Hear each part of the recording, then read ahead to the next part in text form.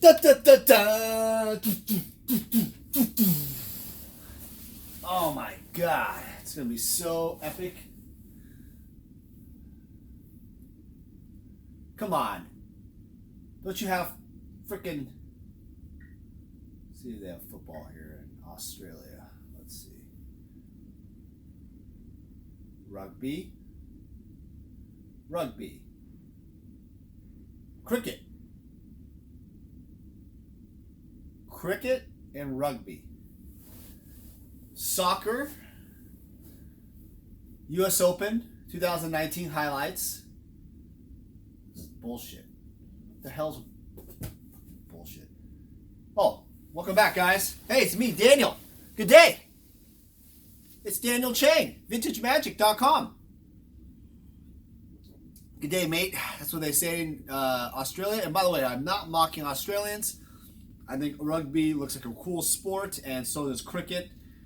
For people that play that all over the world, hundreds of millions of people all over the world. And I think I looked up the statistic that those sports get billions of viewers, while the Super Bowl last year got about 100 or so million.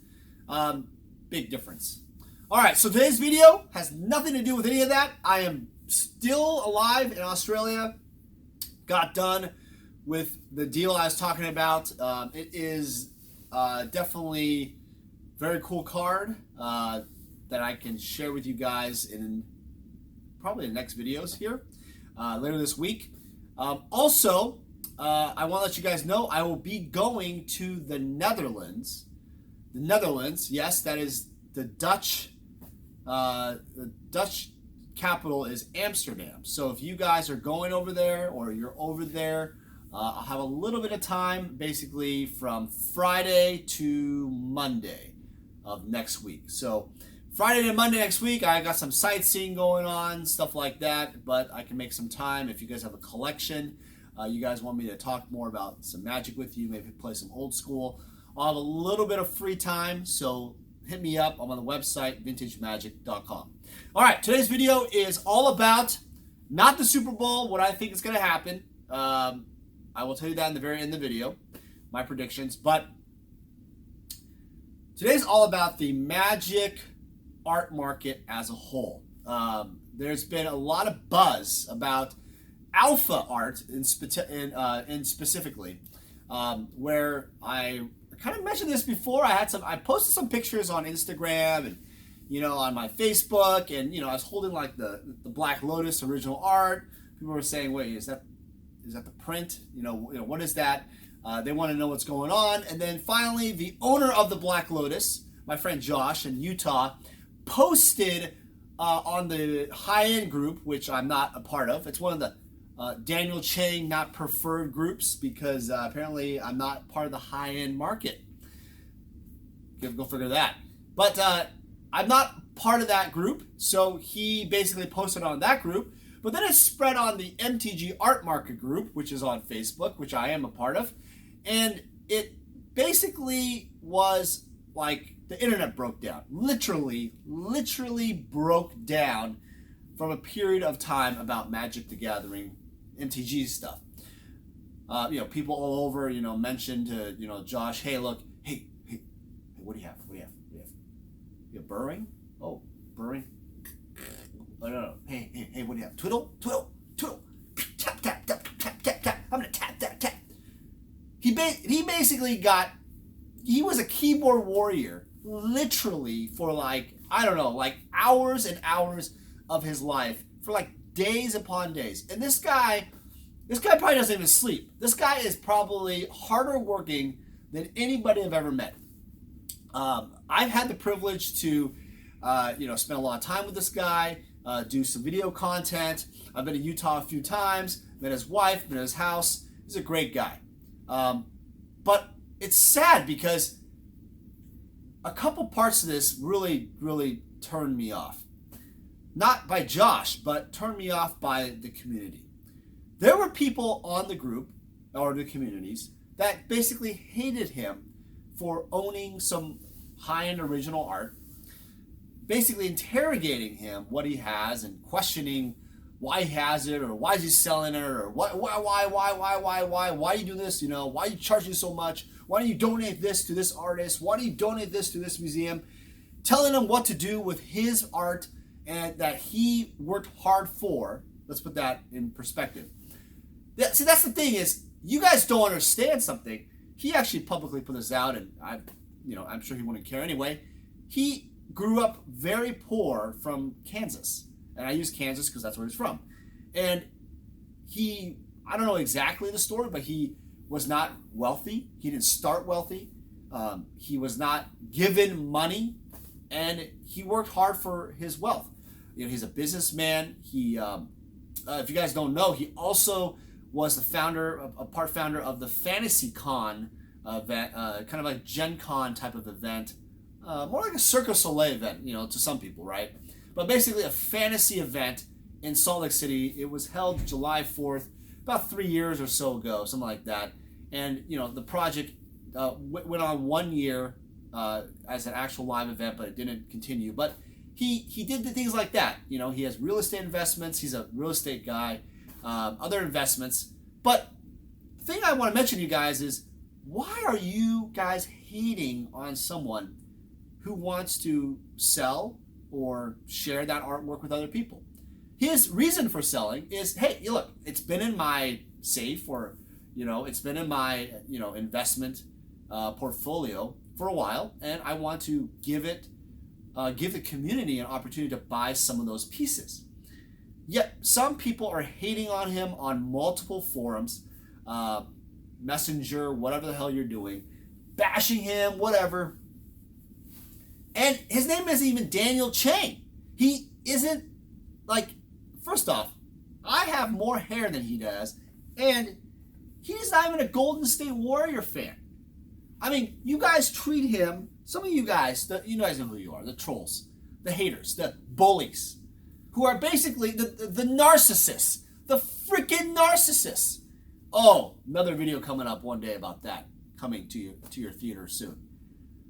The narcissists, the bullies, the trolls in Magic the Gathering is just tiers of people, tier categories of just haters that hate in Magic the Gathering. They all have different objectives, and I wonder myself, why is someone who is basically just like everybody else, very humble, he wears flip-flops, basically like me, everywhere. Doesn't matter if it's like 0 degrees outside, -15, 0 degrees, -15, whatever, hailstorm, tornado, he will wear flip-flops because he is that cool, that casual. Yes, he's intense, just like me. He said in interviews that I'm intense, that I'm an intense guy, but he's just like me. You know what you're gonna get. He says what he feels, and he goes after it. Now, this video is not about Josh specifically, but it's more about where the art market is. But I want to give you that brief insight of what I kind of feel about what's going on. So take that to Alpha Magic art, where it is the most iconic and historical piece of history that we have in the world for Magic the Gathering. Some would argue, well, some Arabian Nights pieces are really much more historical. Brainstorm, Wasteland, Rishadan Port, Sneak Attack. I don't know if Sneak Attack is pure historical, but it's still iconic in a way. So yes, of course. There's other Magic pieces that are not part of Alpha that are historical, special. For example, like, some of the modern pieces, like Termaggoyf. I don't know if that was officially Justin Murray piece. Was that traditional? I don't know. Put in the comments below. I've been trying to look out for that one. But Termaggoyf, Sword of Fire and Ice. I think the Arcbound Ravager, Dark Steel by Mark Zug, original artwork, sold for $50K on the Magic art market. So there is obviously a appetite for this nostalgic, iconic, vintage Magic the Gathering art. And that, because of the Black Lotus original art coming out and, just other buzz, kind of restarted a conversation, or it's been going on for a long time in I guess in my world, or the older high-end world. But I want to share with you guys sometimes why, and also where it's going to go. Why? Well, like I just said, the older art nowadays, and ask yourselves this: have you lately been collecting older memorabilia? Maybe be like an old booster box, maybe some old like little, I don't know, pens or dice or play mats, whatever it is, right? Are you getting more prints of Power 9 or other Magic artists, vintage artists? It's kind of like a resurgence, right? It's really booming in the marketplace. Are you collecting those nostalgic, feel-good type of items that brought you back to the past? Well, that's what's going on in the art market. Now art, of course, is only one of one, the original pieces. And the original 25 Magic artists, the alpha artists, there's only a few pieces available, right? And so you have to understand, most alpha art is already in collections already.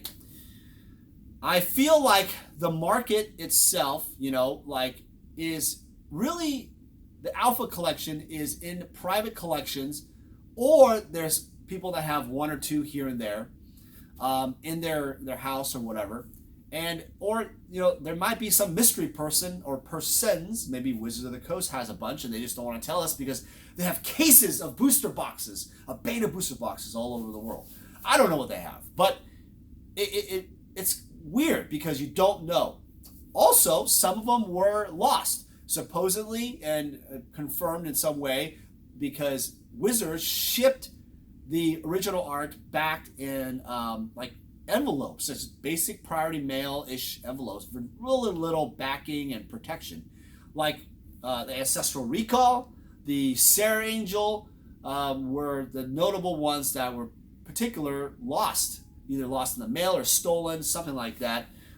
Who knows? Or maybe a collector has it. It's rumored, right? And we don't know really where it's at. So, by the way, if you own original alpha art and you want to just have a private conversation, hey, I have this. I like to get an appraisal. I like to talk about, what is the value, or maybe my family wants to purchase this roof or this house, or whatever, right? College tuition.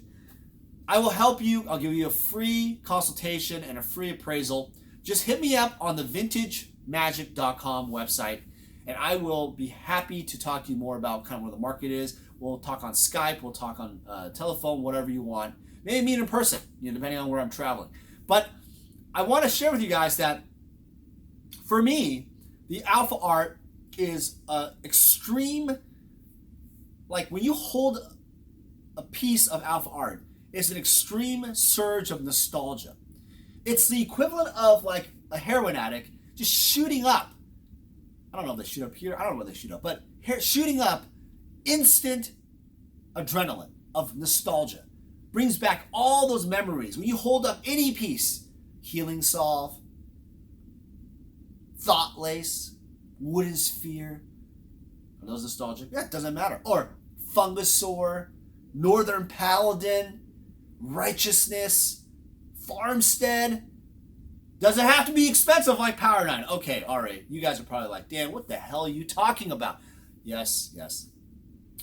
There's also been some buzz about this Northern Paladin, Fungusaur, Righteousness guy, who basically posted that he has a guy, he knows a guy who has them, or maybe a guy of a guy, and wanted to get some feedback. But the post went, in the art market, went kind of bonkers in the sense that it's like people start to think, this is the second part of the video, where's the art market going? Why is it going where it is?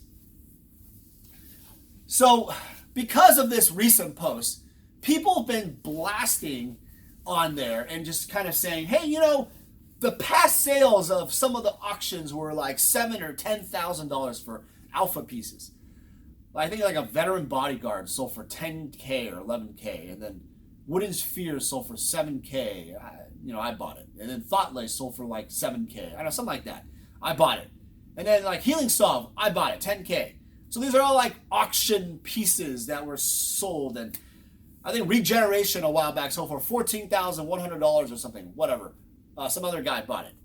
It's like some people on the art market want to basically say, hey, look, those were the past prices, so those are the prices what we're using, and that's the data. That's the data of what we know. That's what the benchmark is. So when you start throwing out numbers like, no, every Magic piece is now at least 25, 30, 35, 40K. Minimum. It doesn't matter what it is because of the rarity, the historical value, and everything else. People are being like, whoa, are you fucking bull? What are you talking about? These numbers are totally reckless. They're excessive. You're just making up shit. Well, I will be posting videos about, obviously, Josh posted about the Black Lotus. It's not so reckless. Yes, it is confirmed. I and some investors purchased $1.5 million of alpha art, where two of the pieces were Power 9, the Time Walk and the Mock Sapphire. Yeah, and there's the counter spells in the mix and some other stuff. But, yeah, I mean, it's already on the internet, so why not say it? It's going to be on the videos here soon this week. But the whole point is, why are people on the internet, and even questioning, well, private sales? Private sales means that it's private, so they're lying. They're lying about the sale to get more marketing, more hype. Okay? That's interesting. So let's just solve the private thing. I do agree that when someone says private sale, you have to look at the person. This is the biggest thing about private sales. The person or persons or the company that's involved. I'm involved. My friend Brian Weissman is involved, who is an investor of Path of Exile, who they sold their company and made a lot of money, and he's obviously a very honest guy from what you guys have seen. But you guys don't know him, and you guys don't know me. But private means what? There's Josh, you don't know Josh. So I ask this. You have to figure out who is making the announcement or the sale. I own a company that sells magic art and cards. Why would I put out my entire reputation to put out some kind of conversation about art if it wasn't true? Am I just going to make it up, fugazi it, because I just want to get more trollish activity on my website or my company? No, it's just to announce a sale that's a hallmark. Josh was part of wanting to announce it, so he wanted to. Most clients don't want to announce or share their sales or purchases or whatever. It's just the way it is. It's privacy. You have to respect that. And back to what I was saying in the very beginning of the video. That's the reason why. You realize why.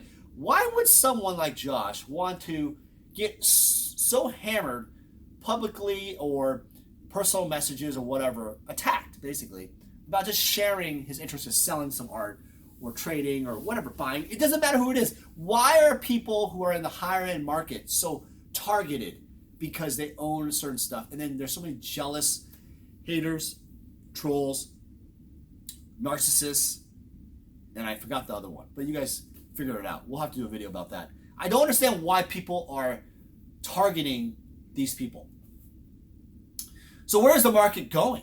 It's going crazy, right? That particular purchase is an indicator. It is the highest sale ever. Backstory, back in 2013, 2012, 2013, I basically, purchased a collection. It was from the original Magic artist, or not, original Magic CEO, Peter Atkinson, and he basically had this collection of alpha art and other stuff, and included was the Black Lotus and other paintings. And in 2013, that range, I sold it for a little less than $500,000 for some of the Power 9 art, or the Power 9 art, and some other alpha pieces. And it gives you a historical perspective. Wait a second, $500,000 to what it is now, where Josh, I believe, wants like 6.5 million or something for the Black Lotus. Isn't that just ridiculous? Isn't that just someone that is greedy, stupid, insane? Why would he? Where's the justifiable data? Where is the information? Where is the freaking information? It says here on Nephi chapter.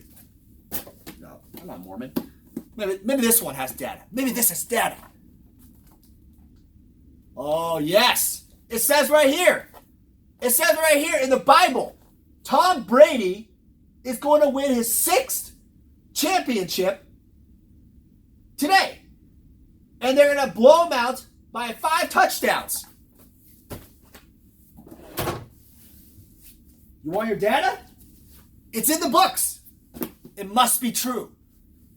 See, the truth is, guys, if it's not on auction, it must be true. I'm just kidding, guys. It just disturbs me that people think that if something is on auction, it must be true. It has to be true. Shahrazad sold for like 80K. Must be true, right? Must be true. No shield bidding going on there. Birds of Paradise, BGS 9.5, recently, alpha, sold for 38K. Must be true. That was confirmed. Private sale, 1.5 million of art. Fake news. Fake. When you ask the question, where is the art market going? It's hard and emotional conversation for some people because they don't want to believe the information that's given to them. They don't want to be toyed around with or lied to or whatever. So I'll tell you what.